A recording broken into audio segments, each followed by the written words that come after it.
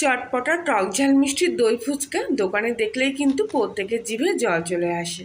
তবে খুব সহজে বাড়িতেই যদি মাত্র কয়েকটি উপকরণ দিয়ে এরকম দই ফুচকা বানিয়ে নিতে পারেন, তাহলে কিন্তু দোকান থেকে কেনার প্রয়োজন হবে না। দই ফুচকা বানানোর জন্য প্রথমেই আমি এখানে হাফ বাটির মতো সুজি নিয়ে নিয়েছি। সুজিটা একটা পাত্রের মধ্যে ঢেলে নিচ্ছি। যে পরিমাণ সুজি নিয়েছিলাম ঠিক তার সমপরিমাণ আটা নিচ্ছি। এখানে আমি গম থেকে যে আটাটা তৈরি হয় সেই আটা কিন্তু ব্যবহার করছি। এর মধ্যে দিয়ে দেবো 1 চুটকি মতো খাওয়ার সোডা। সমস্ত শুকনো উপকরণটা খুব ভালো করে মিশিয়ে নেব। এবারে অল্প সামান্য জল দিয়ে এই আটা আর সুজির ডোটা আমি খুব ভালো করে মেখে নেব।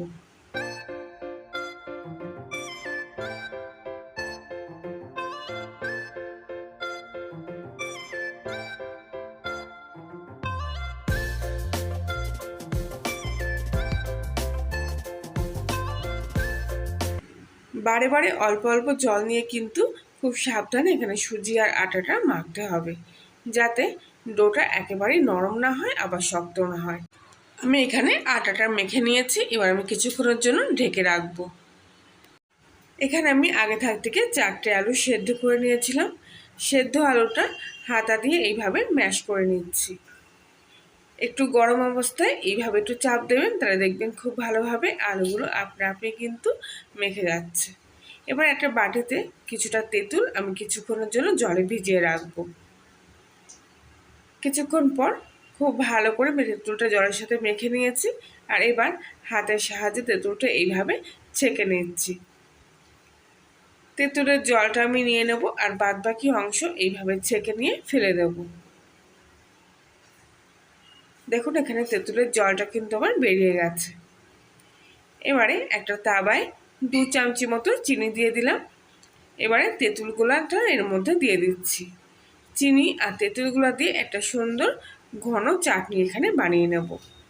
তেঁতুলের চাটনিটা আবার হয়ে গেছে। এবার আমি এটা নামিয়ে নেব। এবারে আগে থেকে মেখে রাখা আলুর মধ্যে কিছুটা ভেজানো ছোলা আর লঙ্কা কুচি দিয়ে দিলাম। কিছুটা বাদাম ভাজা দিয়ে দিলাম। আর দিয়ে দেবো অল্প পরিমাণ সাদা লবণ আর তার হাফ পরিমাণ মতো বিট লবণ।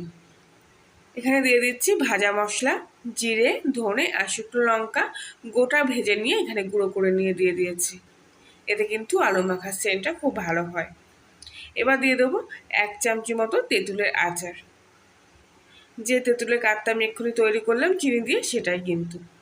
আর এখানে সবসময় 2 রকম লবণ দেওয়ার চেষ্টা করবেন, সাদা লবণ এবং বিট লবণ। তাহলে কিন্তু আলু মাখাটা খুবই টেস্টি হবে।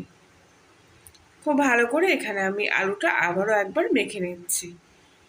আলু মাখাটা এখানে আমার রেডি হয়ে গেছে। এবারে আগে থেকে মেখে রাখা সুজি আর আটার ডোটা আমি আবারও একবার হাত দিয়ে খুব ভালো করে মেখে নিচ্ছি।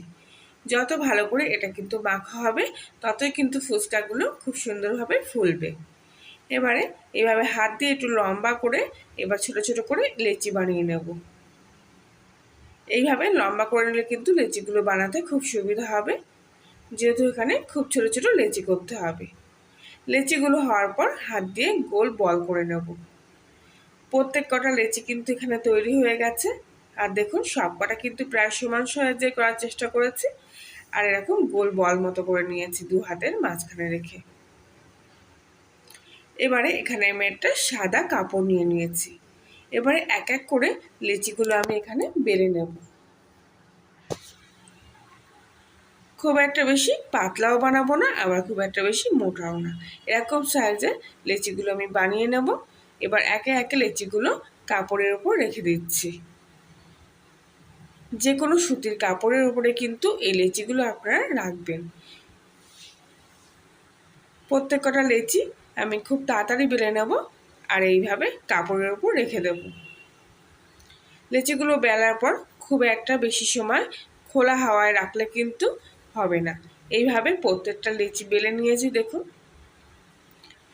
এক এক করে সব লেচি বেলা হয়ে গেছে। এবার বাকি কাপড়ের অংশটুকু দিয়ে লেচিগুলো ঢেকে দিলাম। আপনারা অন্য যে কোনো সুতির কাপড় দিয়ে এইভাবে ঢেকে দিতে পারেন। 10 মিনিট ওইভাবে রাখার পর এবার আমি এক এক করে লেচিগুলো তুলে নিচ্ছি।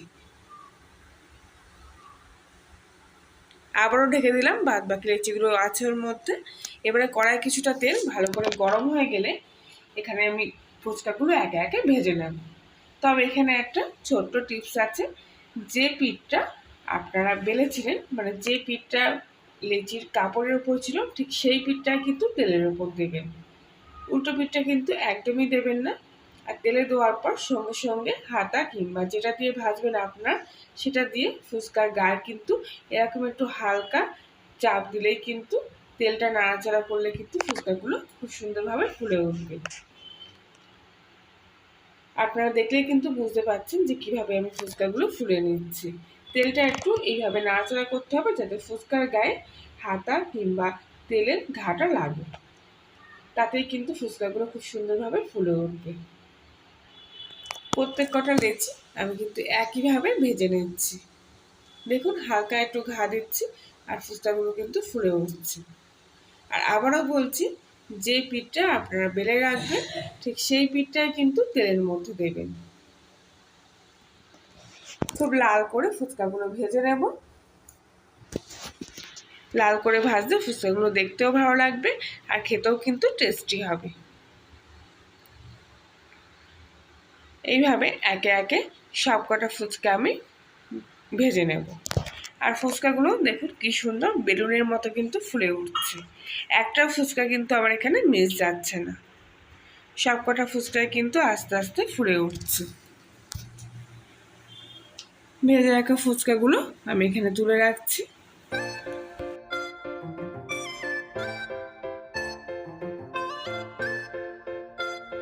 সব ফুচকাগুলো মোটামুটি ভাজা হয়ে গেলে এবার ফুচকাগুলো আমি ভেঙে দেখাচ্ছি, দেখুন কতটা খাস্তা হয়েছে।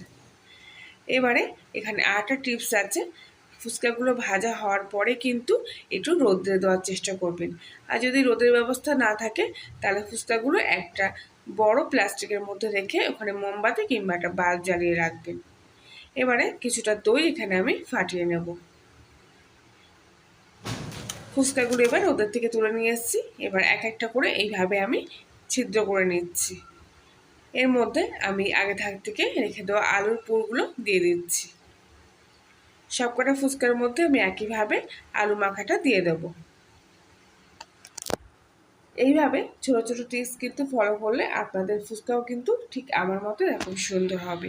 আর প্রত্যেকটা ফুচকাও কিন্তু ভাজার পরেও নরম হয়ে যাবে না, একদম শক্ত থাকবে। এবারে তেঁতুলের চাটনিটা আমি ফুচকার ওপরে দিয়ে দিচ্ছি। এবারে আগে থেকে ফাটিয়ে রাখা টক দইটা ফুচকার ওপরে দিয়ে দিচ্ছি। এই চটপটা ফুচকা কিন্তু দেখতে যেমন, খেতেও কিন্তু আরও সুন্দর। কিছুটা ঝুড়ি ভাজা ওপর থেকে দিয়ে দিচ্ছি। তাহলে বন্ধুরা, আজকের এই দই ফুচকার রেসিপিটি যদি আপনাদের ভালো লেগে থাকে তাহলে লাইক শেয়ার কমেন্ট করবেন। আর নতুন হলে সাবস্ক্রাইব করে পাশে থাকার জন্য অনুরোধ রইল। পাশে বেল আইকনটি প্রেস করে দেবেন নতুন কোনো ভিডিওর আপডেট পাওয়ার জন্য। আজকের মতো এখানেই, আবার দেখার জন্য একদিন নতুন কোনো রেসিপির সাথে। ততক্ষণ সবাই ভালো থাকবেন, সুস্থ থাকবেন, সাবধানে থাকবেন।